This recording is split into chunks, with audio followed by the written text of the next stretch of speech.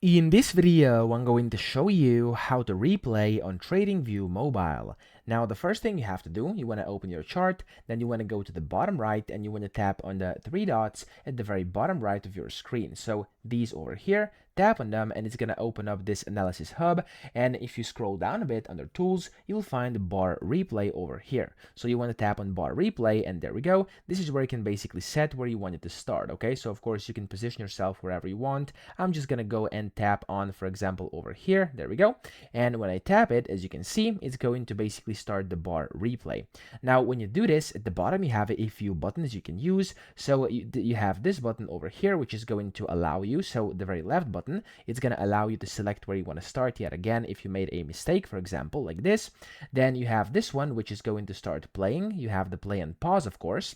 Then you have this one, which is going to take you to the next candle. And this one is going to set the speed. So by default, it's on 3x. You could go up to 10x or to as little as 0.1x. So up to you. And then you have 1 hour over here. Of course, you can select a different interval as well. And then this one over here. So this button is going to take you basically to your starting view. Okay. So let me actually go back a bit and tap on over here. And then you can, of course, just replay. So you can just start playing. And then whenever you stop it, for example, you can do an order like buy over here, for example, like this. Then you can go and sell and then buy and then whatever you want to do and whatever you want to achieve with your replay. Okay.